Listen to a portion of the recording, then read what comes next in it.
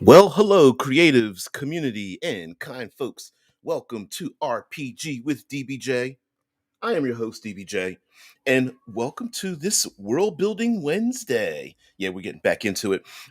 We are definitely, most positively, going to talk about Halloween, All Hallows Eve. But let's begin just a little bit. If you have any interest, I mean, this is absolutely positively on theme. But if you have any interest at all in horror, Call of Cthulhu. I have a couple of things you might want to check out. I'm a contributing writer to Critical Hit Publishing, and uh, most recently, Alex and Ian over there at Critical Hit Publishing have put out a couple of releases. And I said, well, you know what? I haven't talked about this in a long time. So, just as a preamble, we have ourselves at Critical Hit Publishing a number of very thematic slasher type Call of Cthulhu adventures. Very different than the classic Call of Cthulhu Miskatonic, searching for the cultist kind of thing. And this happens to be a hard copy from a Drive Through RPG, and it's called Highway of Blood, and it's a 1970s style. You driving down the lonely, dusty roads of Middle America, and you play characters that are, albeit innocently lost out in the wild, or maybe you're investigators or something, and you come upon maybe you're out in New Mexico or Arizona, Nevada, or something like that, and it very much is a throwback. A complete throwback to 1970s specifically, and even the cover of um yeah, oh man, Rickard, co-host, says um is it that time of year again when I say play the players, not the characters? Oh yeah, when we talk about horror, it's always play the players, not the characters themselves. Because if I'm scared, my character's going to be scared. That's a great thing. So anyway, this is a hard copy, but I thought I would share out. Let me share my screen here. So over here on Drive Through RPG, there's a number of Drive Through RPG has a category called the Miskatonic Repository. So if you're a fan of the Call of Cthulhu game, you can go to Drive Through RPG, just type in or look up the category of Miskatonic Repository. They have their own open gaming license, and for people who want to develop games for Call of Cthulhu, that's where they're listed. Just because they have a specific gaming license release. But from Critical Hit Publishing, I've contributed a little bit to these releases, but I haven't really written them, so I don't really consider myself to be part of that. But bundle that's released now for 650 right now, and it's a double feature, and it's fun because this series itself is all completely thematic. So they are all based on um, horror of a particular decade of horror in movies and in cinema. And completely, if you're a fan of horror, you know there's certain tropes that you fall into. Um, there's a sarcastic commercial that airs here in the states where you have a bunch of young people, and they're like, hey, they're like, it's scary, it's dark, and they're like, should we get in the running car? And of course there's a car there with the keys in it, it's always running and stuff. They're like, no, instead let's hide behind the chainsaws.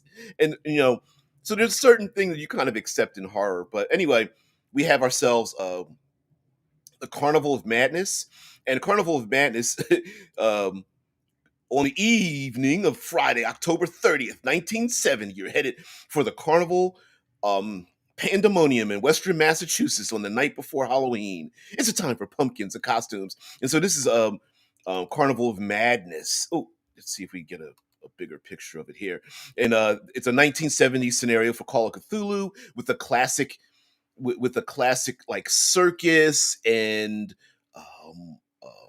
parade and barkers and carnival, and of course lots of killing. Okay, and let's see, we go back here, we also have Highway of Blood, Here's a hard copy of that as well.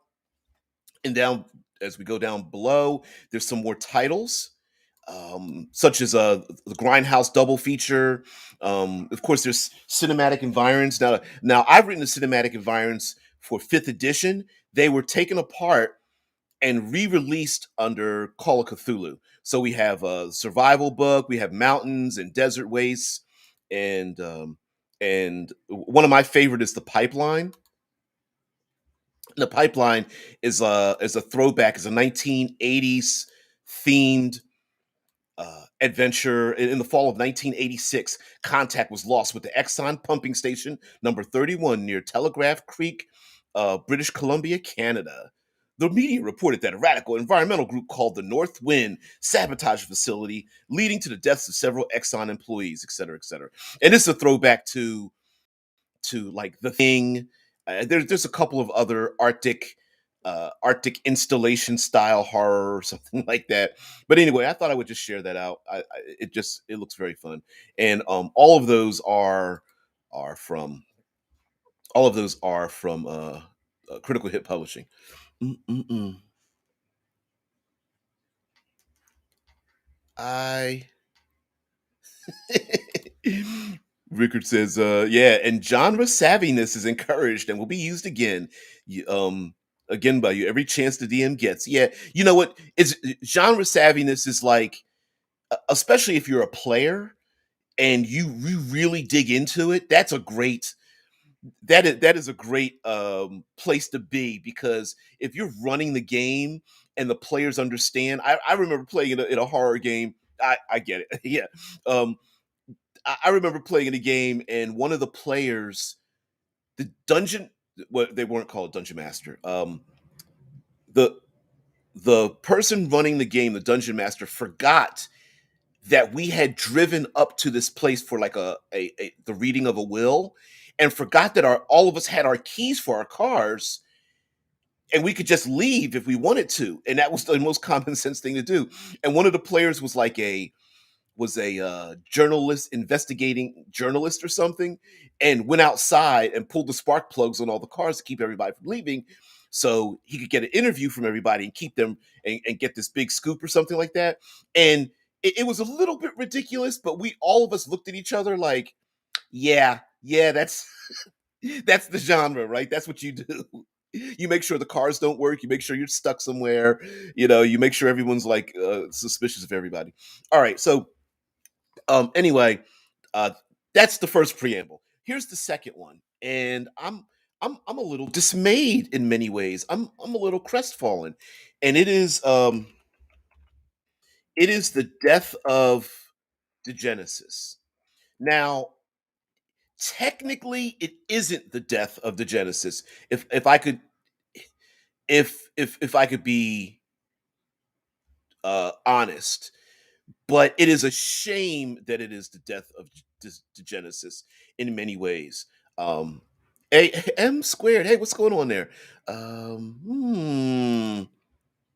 M says, just got here, but genre savviness seemed to me like something that would undermine any fun in the Alien RPG, i.e., everyone playing would know the eggs make xenomorphs. Yeah, well, yes, unless you get the one player who's like, we're just going to save them, and we only need one egg in one person's stomach. Yeah, but the Alien RPG, and I think what's another one, Mothership, as well, like embraces it. So the rules kind of guide you to go down the path of ridiculousness in many ways when it comes to horror. Anyway, Double M says, however, I found it was still entertaining. Just because you know the alien routine and script, it's still fun to go through the motions and watch your guy get murdered in panic. Yeah, listen, horror games, the horror genre itself, and especially with tabletop role playing games, it's what's the concept? I don't need to be fastest. I just need to be faster than you. Is It's not about survival. It's about surviving longer than everyone else. Very There are people who have run campaigns in horror, like in Call of Cthulhu, but it's rare. For the most part, you just hope that you go insane or die last. And it's part of it's kind of fun too, especially if you know your PC's about to go, and like when you go out like a boss, setting yourself on fire or exploding or drive your car off a cliff or something like that. It's pretty fun. I did that in a Call of Cthulhu mothership sci-fi series or something. The other PCs were trying to run away, and my character was injured. And then I stopped to pull the flare and was like yelling at the monster, like "Over here!" and sacrificed myself. I was like some kind of tech or something like that. And the guy running the game was like, "All right, that's cool." And then he just ripped me to shreds. It was like double crit, crit, double crit, rip the bike, crit. It was like, wow. Rickard Johansson says, you would know it, which would mean the players would be terrified of the eggs, but they know their character doesn't know. Right. And that builds the tension, because even in the Alien and Aliens series, we knew the first movie we didn't know.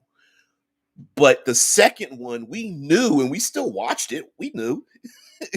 It's like my character doesn't know what the egg is, but my player does. Rico says, and now you have a character acting in character, but the player goes, no, no, no, don't make me go there. Nope, nope, don't want to. But having to go through with it anyways. Absolutely, absolutely. Mm-mm-mm. Yeah, there's a big chunk of metagaming when it comes to playing horror.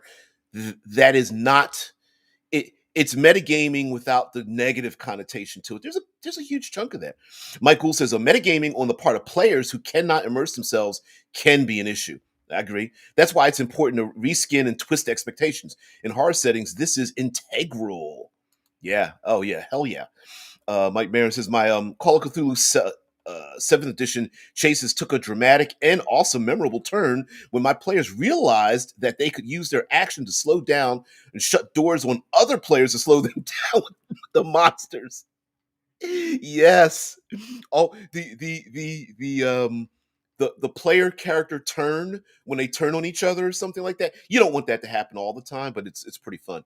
All right. All right. Let, I got distracted a little bit, so let me just share this out here. Um, Genesis. I just want to say this. Rest in peace to Genesis.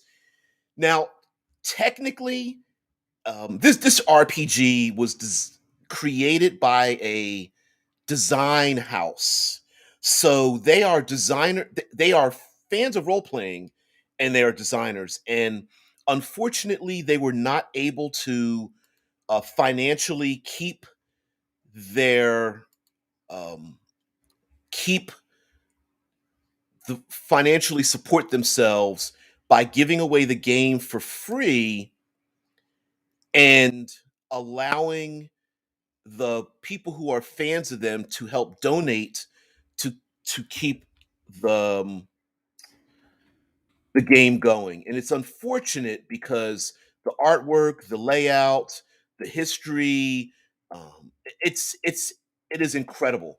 But the Genesis has said the everything available online will remain that way. They are just not supporting, they are not going to support it any longer, and they are not going to make any new content.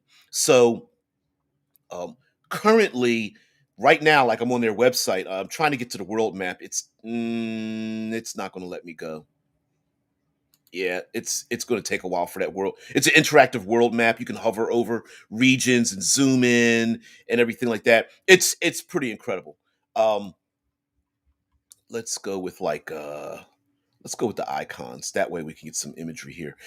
Just to say, but I do want to say that the free to play concept. I believe the game was uh, seven two books about 750 pages of excellence that was given away for free. And they even had something called the roadmap, which was basically their in-house Kickstarter to produce more materials for this game. Wow. Yeah, I can't do it while I'm yeah, it's not letting me do it any longer. All right, we're going to stop sharing. Let's get back into it. Sorry guys. Anyway, um mm-mm-mm. Mike says, Double M says, what's the elevator pitch for this game? Uh, okay, first, the Genesis Right now, the PDFs are free. It's about 700, 750 pages ish, whatever. Um, the the elevator pitch is a post-apocalyptic setting after something known as the Eschaton, when meteor strikes ravage the Earth, especially the Mediterranean, northern, southern, most of Europe, the Middle East, little parts of Africa, and reshape the Mediterranean.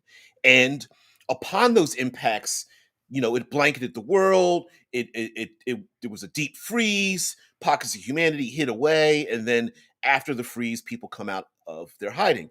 Unfortunately, the the meteor strikes brought with them spores, and those spores have infected humanity and essentially causing something known as causing degenesis to for people to instead of evolve, they're devolving. And so you represent these individuals who are living in these enclaves that are running around the fractured European Mediterranean. And so there's a place called what used to be Poland with a D, now is Pollen, Pollen. There's Franca, Borca, um, Pagare, Africa, and all these places. It's really the artwork, the layout is spectacular. Um, but unfortunately, they're not defunct.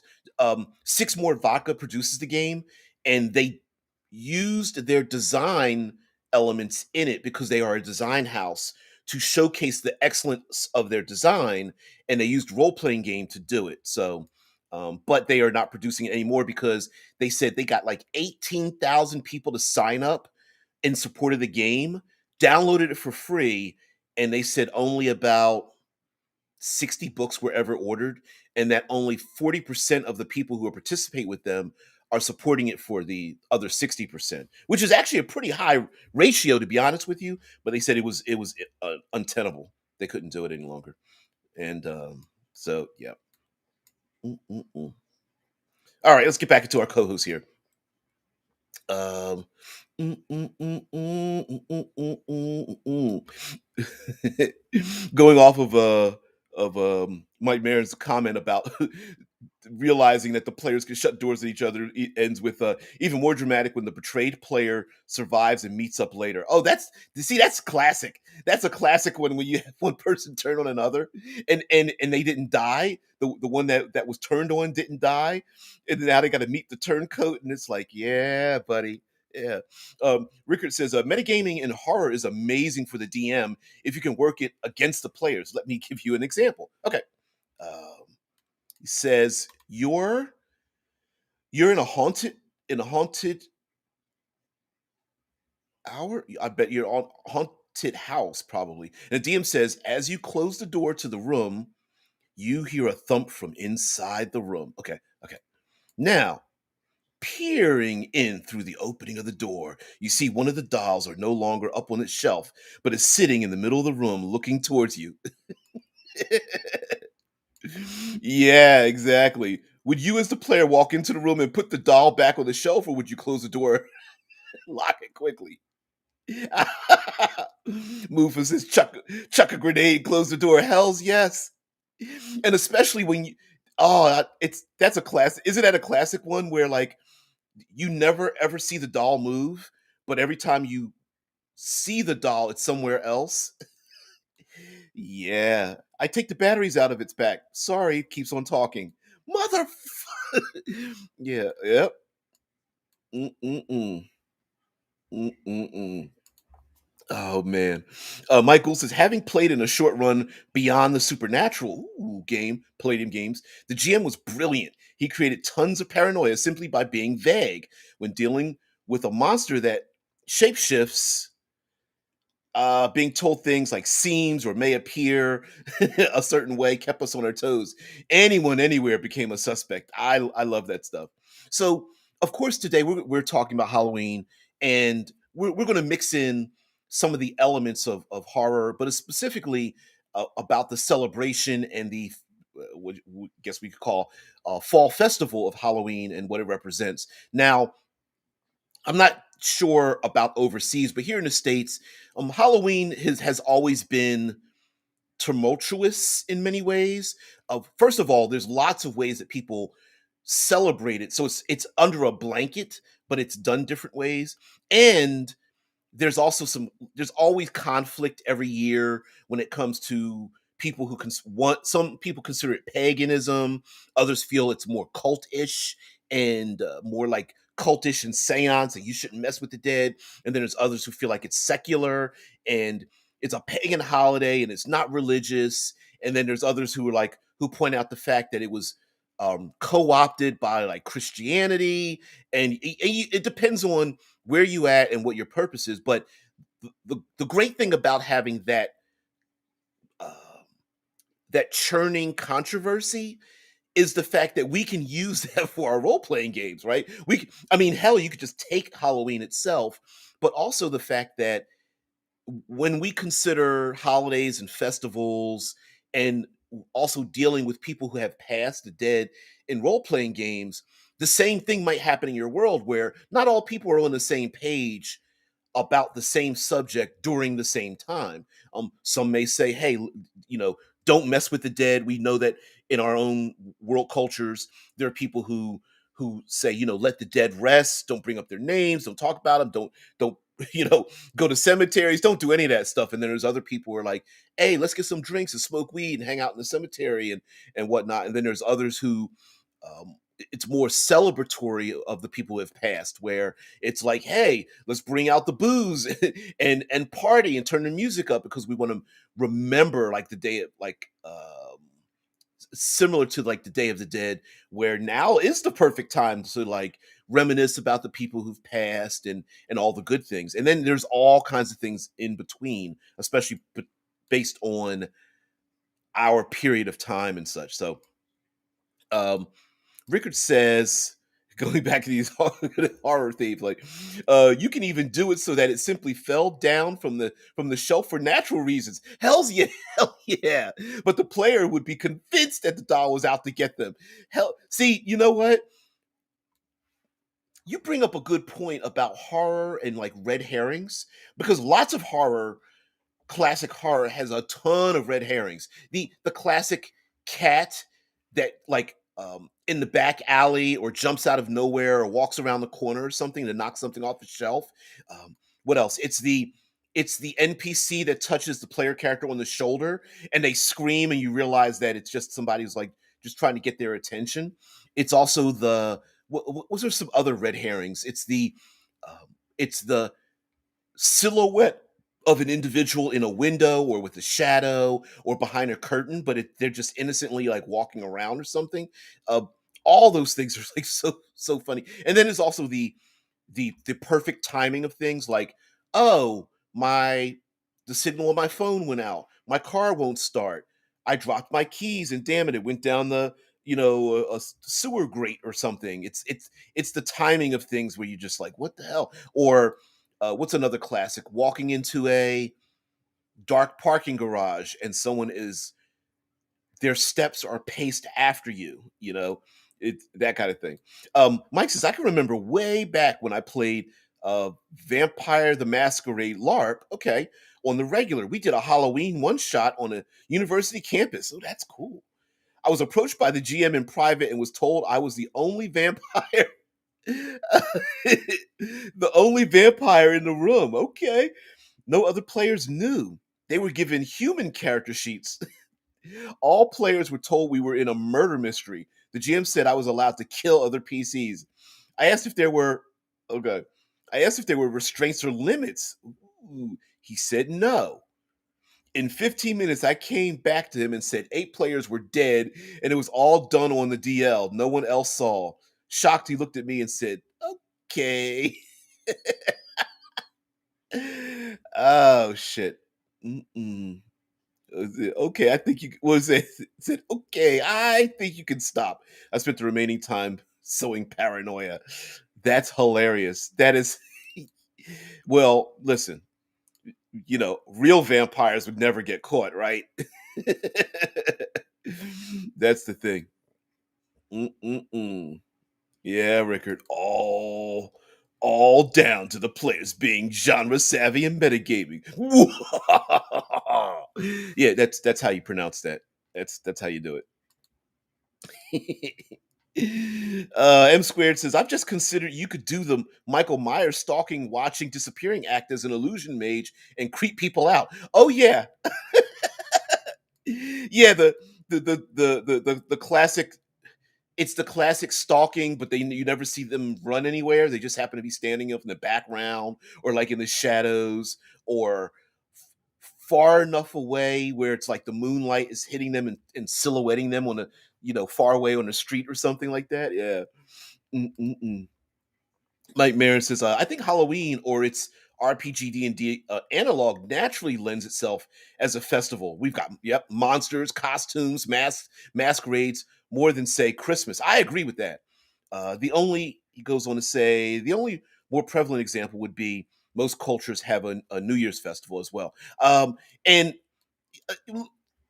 I think festivals of seasonal festivals like changing of seasons is very common, even if you don't have Halloween specifically. But Halloween, I think, for us is an amalgam of a number of different things, and a festival that encompasses a is an umbrella of a number of different things. It's pretty cool. And I think, in like, for example, in Dungeons and Dragons, it would be pretty interesting to have, like, I don't know, like a day when the membranes between worlds loosens and monsters come about, and monst they might not be adversarial, but they could still be monsters in your monster manual. Like, maybe ghosts come to people's houses and they're just family members and they just miss them for a long time, and the people were just like, yeah, they're ghosts of my family. We're just here to have some fun and talk and that kind of thing.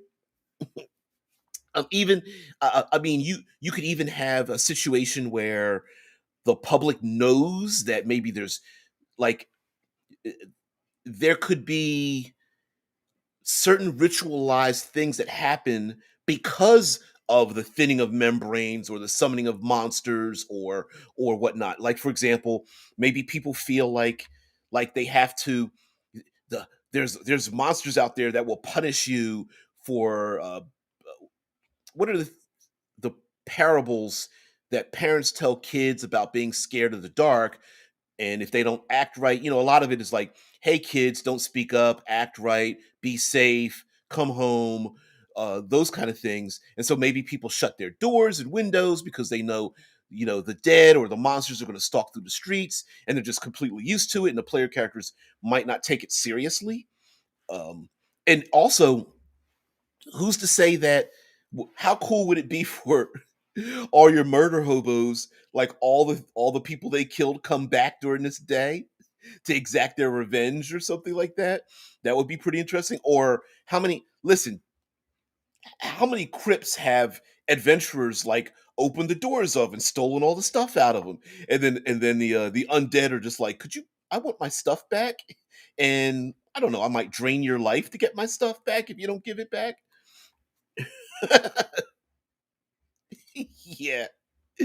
Michael Bear says, of course, the Feywild is pretty much trick or treat the plane. Yeah. Hey, maybe there's gifts and prizes given out for the best illusion you put on, or maybe the worst costume or something. I wonder what a Feywild costume party would look like. Like, I don't know, ogres dressing up in like tutus or something, and little, like, face sprites and treants dressed up as different things. That would be pretty awesome. Satyrs handing out costumes to player characters, or maybe the player characters, whatever costume you put on, it originally was like clothing, maybe some makeup and some uh, accessories, but maybe you become that thing for real, temporarily or something. That'd be pretty interesting as well. Although the player characters that are like, why did I have to dress up as a something innocuous? They're like, I'm mad, and they got to figure out how to not be that thing anymore. Especially if the Feywild was handing out costumes, you might not want to put them on, but it would be pretty funny. Mike goes back to to the game. At the end of the game, we all gathered in a theater, sitting all bunched up together. He asked the dead players to stand up. The GM then declared them as zombies. He then outed me as the vampire, okay, which was terrifying to the people sitting next to me.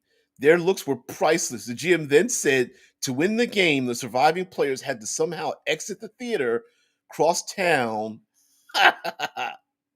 and get to the local Tim Hortons.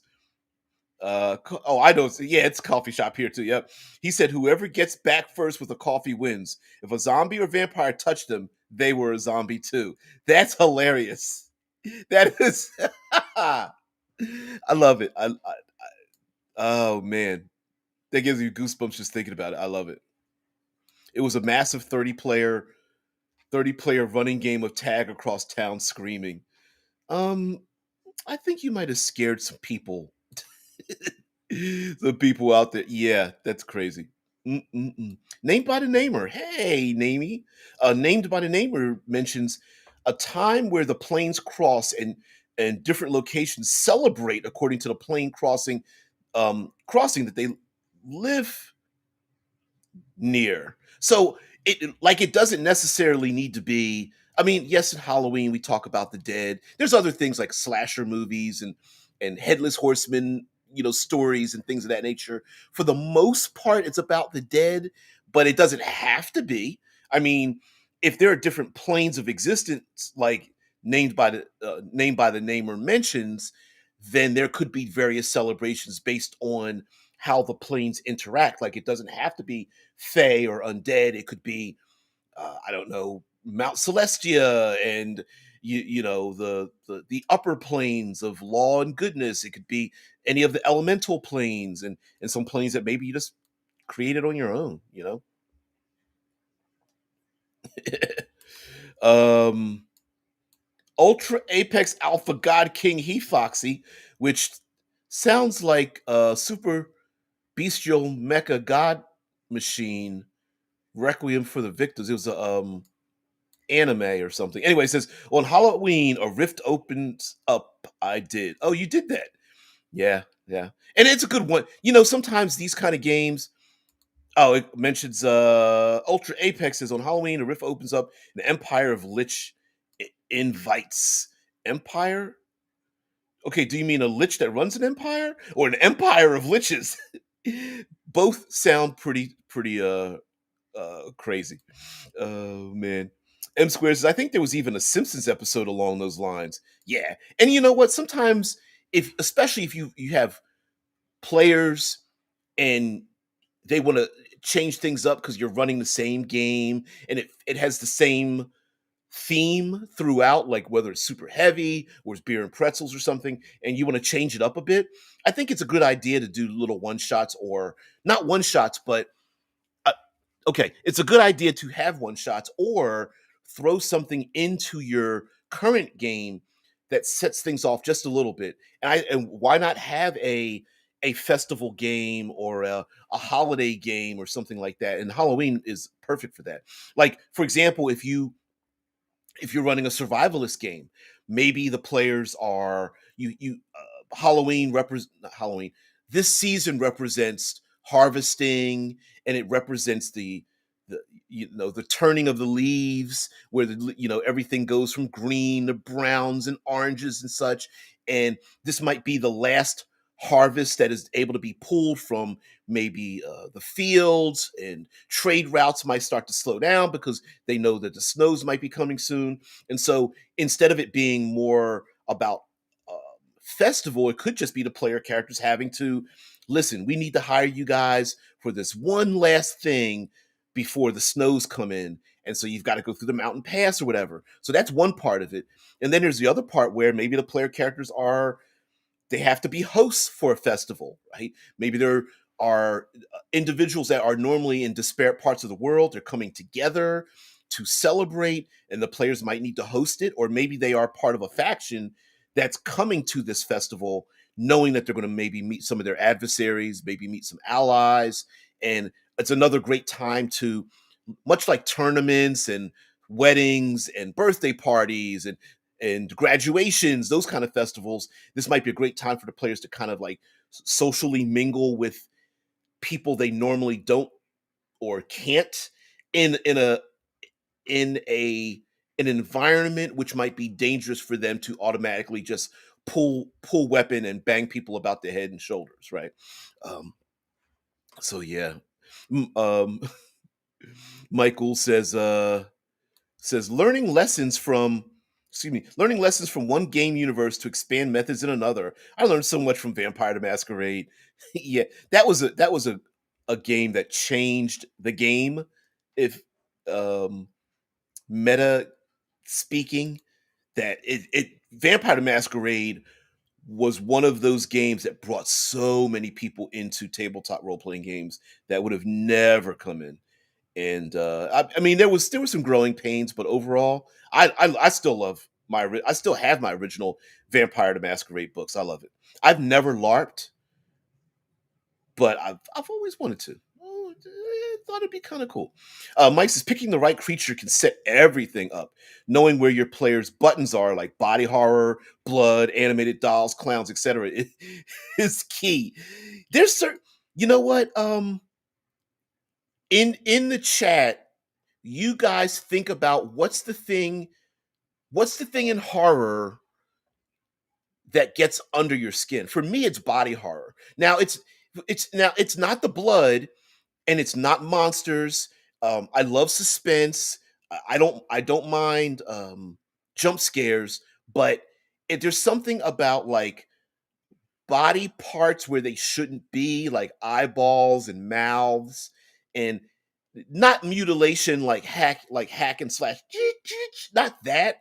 It's the slow mutilation of people. Oh, um, like the Hellraiser stuff. Oh, skin pulled open and nails and razor blades and all. Oh, oof. It it. Listen, razor blades and paper cuts to me are so much worse than like the Freddy Jason just getting hacked apart and whatnot. It's just something. It's the small things to me that I hate. Just because you could feel it. Like Michael says that's why I love hags and intellect devourers. Intellect devourers, man. They. I'm surprised they don't get more love. Anyway, Michael says being anyone anywhere is brilliant. For someone who never watches horror movies, I write a lot of horror. Yeah, I wish I was more of a horror movie genre person. Kind of fell out of it after the torture porn movies, Hostel and Saw and stuff. I like the Saw movies, but I was just like, nah. After a while, it was just torture porn, and I think like Saw 5 was like one of the best ones for me. The first one and 5, I think, did it for me. Uh, Mike says, hopelessness. I hate hopelessness. Okay. It feels like an unnecessary element. A slow turn of the screw, knowing no one survives, is a shitty way to spend 2 hours. You know what? There are a lot of horror movies that pretend themselves to be that way. Like the knowing that every single person in the movie is going to die, and then and when you figure it out, like you're like a one quarter, maybe one third in the movie, and you're going, oh yeah, none of them are getting out of this.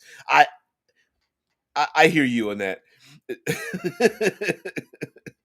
I hear you on that. There's some movies that the horror is frankly not being able to do anything. Like it's the classic, like being stuck on a alien ship and it's vacant, and then you can't get out, and you're in a spacesuit and you get pushed out into space and you just drift forever and things like that. Yeah. Rickard's like me. Yeah, I'm with you there. I love running and write horror. Hate watching it. Yeah. Torture. Yeah, can't stand torture. And a lot of movies that have the torture in it, it can be a little bit unnecessary. Like it's like I don't know. It could be a bit gratuitous.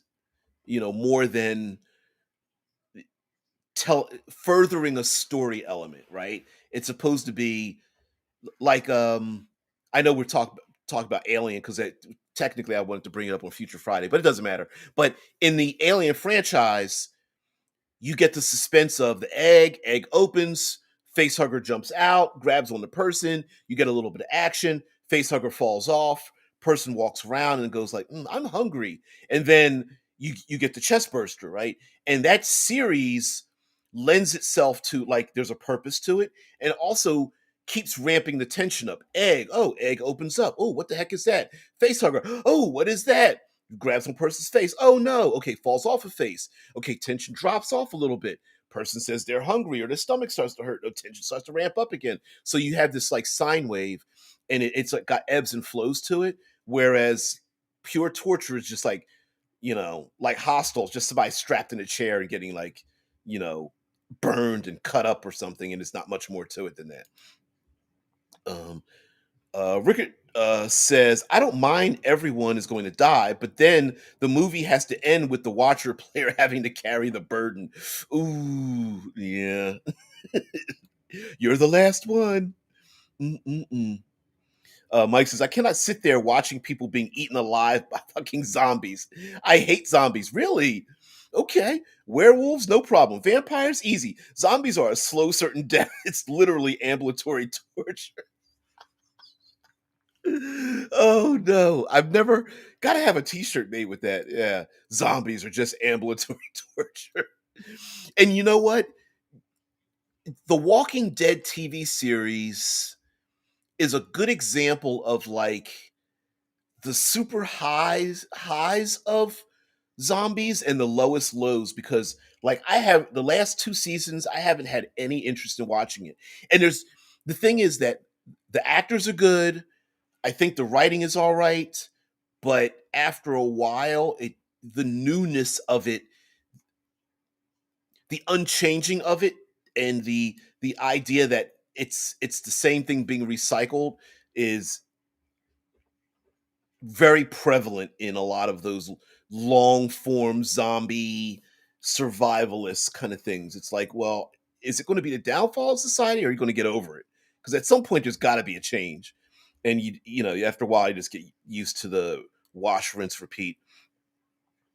Mike says, I suppose the lesson is to be aware of that when running games. Okay, more detail on specifics of torture may be tedious or uncomfortable for players and a waste of prep time. Yeah, it's I know a lot of people make a lot of uh, arguments about like I don't fold arms, pout. I don't need the X card or I don't need safety tools and whatnot. But much like Session Zero, maybe someone has had something happen in their life that in this particular day and time they can't stand to hear certain types of gratuitous descriptors. So that's why I love suspense. I like the doll, right? The doll on the shelf, and now it's on the floor, and you don't know. Maybe it literally just fell off the shelf because the frigging cat knocked it off, but you don't know that. And I like that kind of suspense because we're all in this together, right? We all know that there's going to be maybe evil cultists or an evil spirit or a demon or some kind of unkillable slasher or whatever.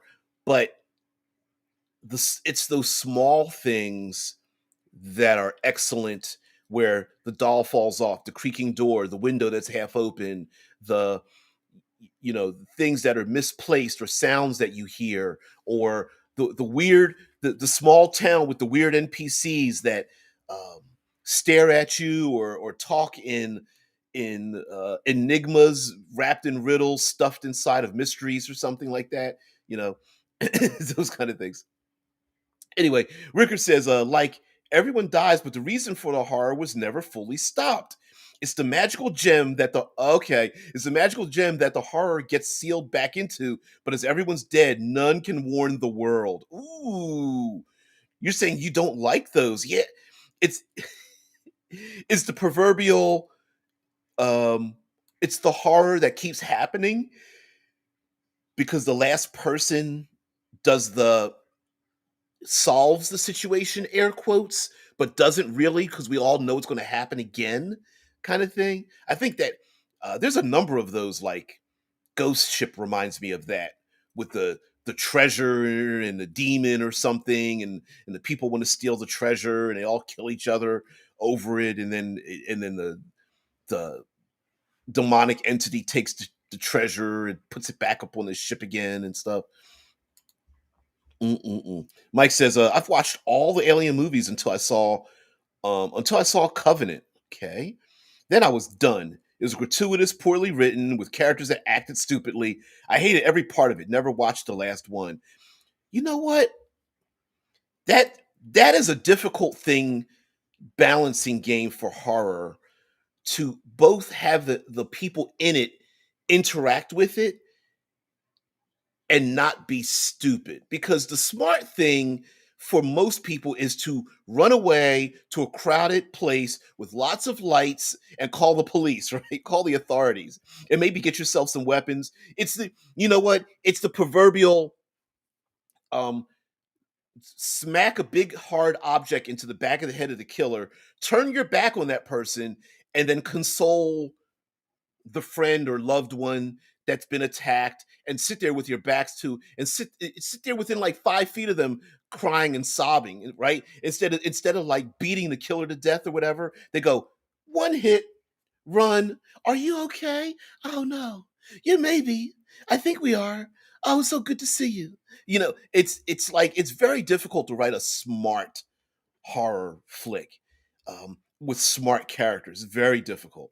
But if you can do it, if you can pull it off, and unfortunately, because we're too smart for, I think, sometimes as role players, because not only have we seen all the tropes, we're literally playing role playing games that click all the imaginativeness in our heads, and like, um as mentioned by Mufa, it's like, yeah, the smart thing to do is to pop a grenade, chuck a grenade in the door, close it, and run. Right? It's the Amityville horror. Like, I'm not buying that house and sleeping in there. And the people are just like, I don't know, the walls bleed randomly. Let's call the realtor, see what's going on. It's like, no, burn the house down, move to another state. It's that's the hard part. Mike Gould says, as a GM, I never describe gratuitous torture, rape, or the harming of children. There are some places I never go. Yeah, yeah. I don't do the harming kids and stuff. I will use kids as horror elements, but I tend not to have them physically interact. Like, I'll have like children, like, like zombie children or something like that.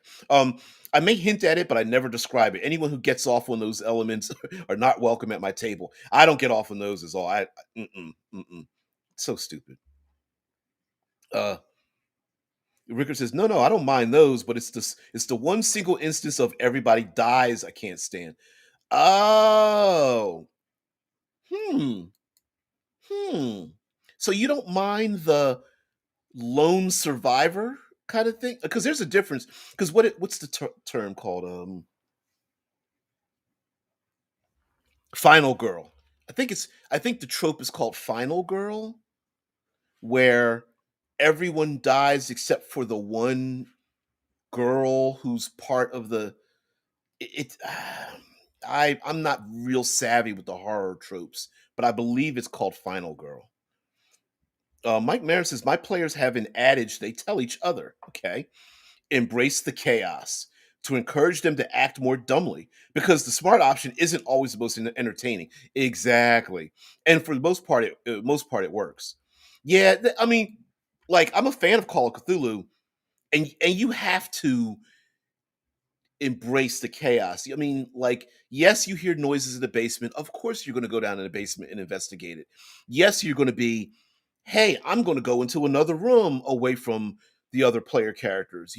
It's that's just, you have to embrace that part of it. And as long as you embrace that part and still embrace the tropes, but you still act smart within the confines of the trope, I think it's all right. Mike says, the secret is plausibility. Great horror convinces you to accept the circumstances. Bad horror makes you yell, "What the fuck?" at the screen. Yeah, yeah, yeah. There's nothing worse than,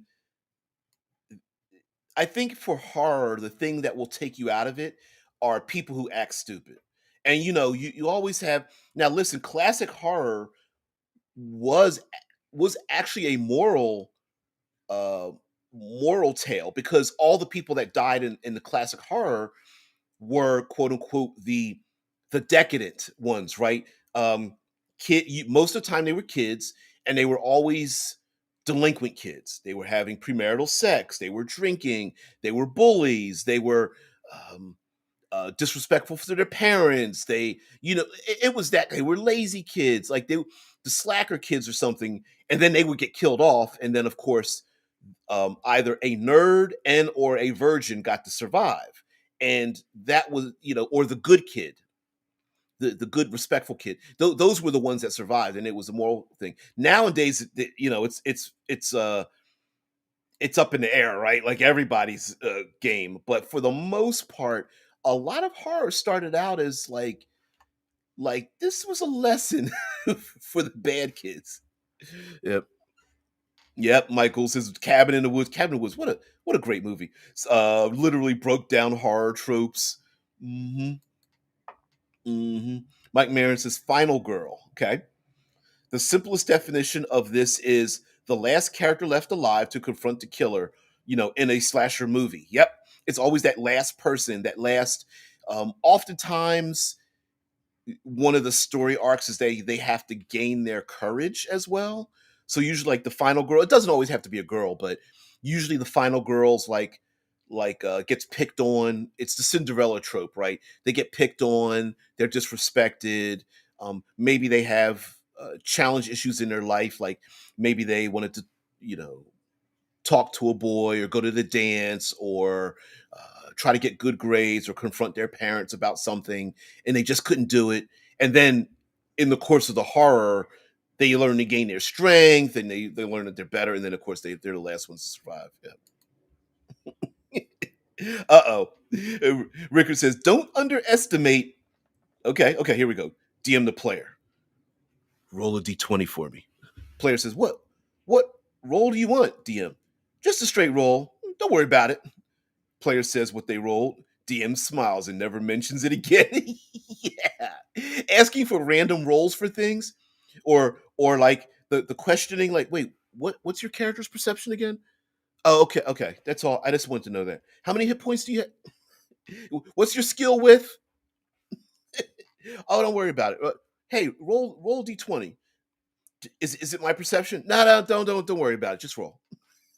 Yeah, because that gives you a little bit of time to think of something when you're stuck, and then you just have that grin behind the screen. Yeah. Michael says, for instance, I was spoiled by the original Exorcist, Omen, Carrie, yep, etc. Everything after them became derivative. Yeah, well, yeah, by yes, very much so. We haven't really seen a really good exorcism style movie after that, have we? Yeah, because Exorcist was pretty terrible. I mean, terrible in a horror sense. It was horrible in a horror sense, not a terrible movie. I mean, like it was horrible to watch. It was just like, oh man. Named by the namer says active torture scenes of kids. That's right out in my book. Yeah. If it's needed to convey an idea, it can be done in a different way. Off screen, if you have to. Um, uh, Past tense is another one as well. Yeah, yep. That's a recipe for players gang tackling perception rolls. Yep. Mm-mm-mm. Mm-mm-mm. I that piling on a rabbit thing is crazy. I might be a very evil DM. Yeah. Although people forget that, like especially in Dungeons and Dragons, fifth edition, there's a rule for gang tackling rolls, and the rule is everybody rolls, and majority it's everyone rolls majority result. So if there's 5 players and 2 of them have like a perception bonus of like plus 30, and 3 of the other 3 players fail, the entire party fails. So when people are like, "Oh no, let me roll," it's not an individual roll after that point.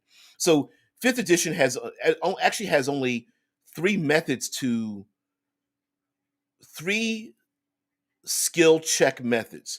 Either an individual rolls, someone helps that individual and they get advantage, or the entire group rolls and majority and you get majority result, like majority wins, majority loses. That's it. So there is no get six perception rolls. Oh, one person got a crit or rolled a 20 plus. There's no crits, and that's how you do it. That's not exactly what to say. Yeah. You guys are talking. Rickard says the mic is that. That's when you just say, "Oh, you don't see anything out of the ordinary," with a sly smile, and then move on as if nothing happened. You know what? You originally said, you guys mentioned like saying sometimes your turn of phrase works, like, "Oh, nothing appears to be wrong." You don't see anything out of the ordinary. It doesn't look strange, but you instead of saying you don't see anything or there is nothing out of the ordinary, you're like, no, everything seems safe. Well, what do you mean? What do you mean? What I mean? Your your character doesn't notice anything out of the ordinary at all. You're like, well, is there something out of the ordinary? I didn't say that. Your character doesn't notice anything that's strange. Question mark, dot, dot, dot. Yeah. Ultra Apex says the Wishmaster movie is my favorite fantasy horror movie. The Wishmaster. God, I can't remember. I'm thinking of not Fantasia. Hey, what was the one with the strange one with the orb and the blades on it and the drill and the smash you in the head and it would squirt the blood out of your. I can't remember that one. Was that the Wishmaster? Mm, can't remember. Michael says, I can remember fooling the entire table with a hag who looked like a little girl. Yeah, yeah. See, man, we got to talk about the long game on some of these monsters. Anyway, one player even gave her his belongings without knowing. The reveal was awesome. Mike brings up those words like, "Yep, seems great words to use. Seems, appears, might be, could be, possibly all built paranoia, excuse me. Yes, absolutely. Those are great um vague uncertainty kind of words. L- Listen, I have a job, which is strangely enough, they use that terminology in our contract. You never have a contract with words like sometimes, maybe, on condition of. Well, on condition of does work sometimes, but we do have vagaries in our contract. It's the stupid. You should never have a legal document that's like, well, sometimes with a condition that might be possible. And you're just like, why would you use the word might or seems or possibly in the contract? But it's true. It was true. It was created through arbitration. And you're just like, who the hell? Who comes up with that? Anyway, guys, the last thing is, uh,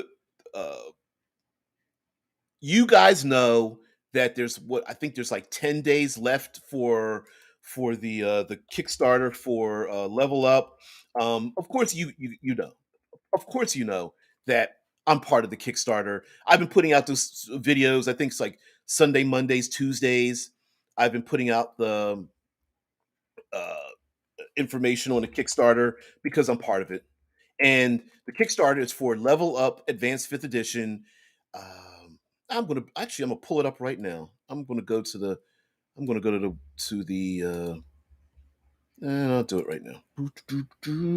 Let's get ourselves here. Let's go ahead.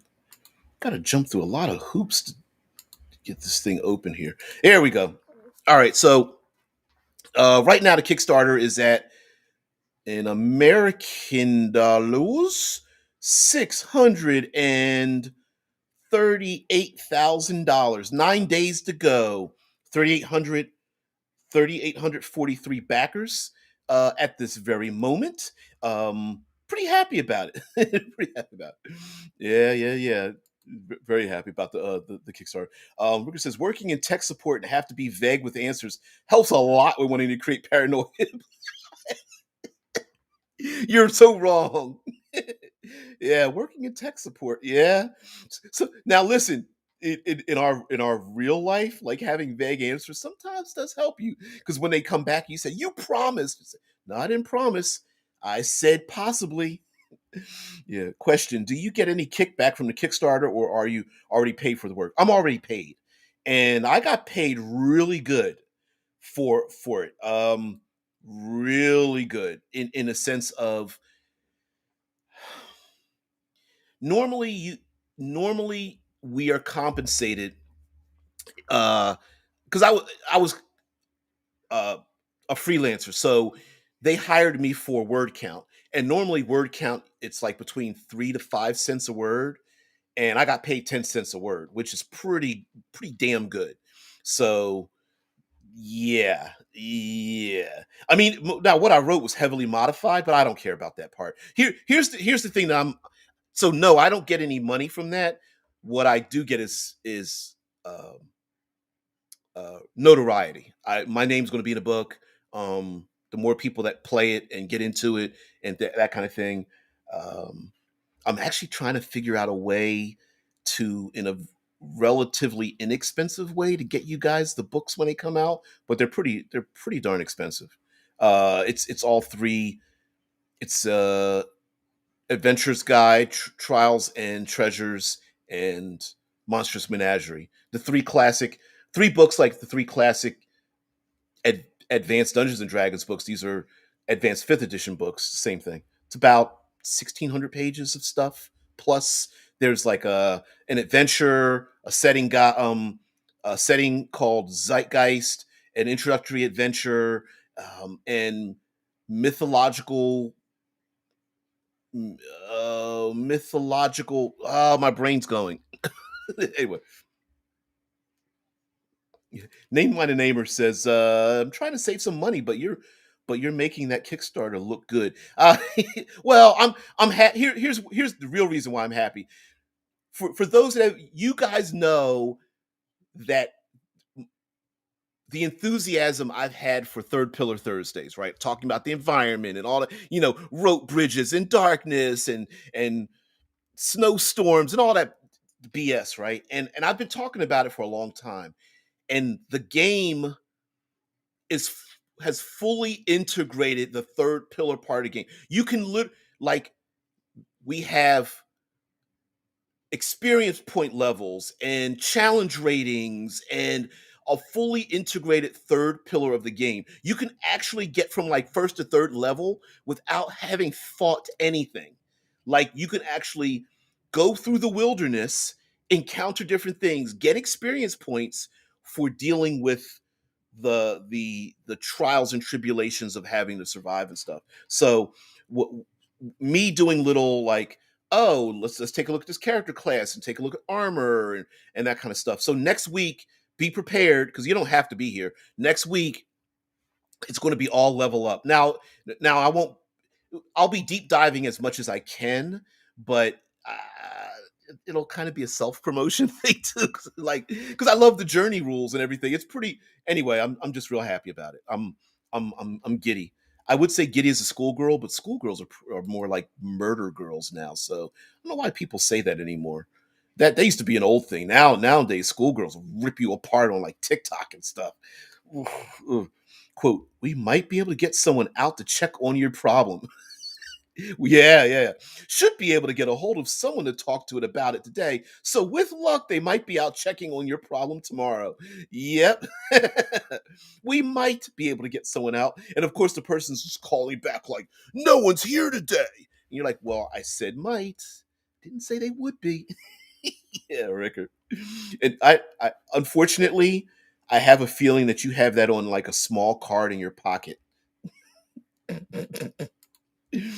Oh man. Anyway, Rod Eternal shiny and God no. I love it. Anyway, yeah, we're going to talk about Halloween tomorrow and some horror and some of the things. We didn't get really into the specifics of Halloween, but we did talk about horror today, and we'll do the same thing tomorrow. It, of course, is coming up. Of course, we have to talk about it. Anyway, guys, got to get out of here. Got to get out of this place. Um, and oh, that's a yeah, yeah. RJ's. I've worked in tech support for 8 years. Don't need it on the card. Oh man. Oh, thanks. Does it show up?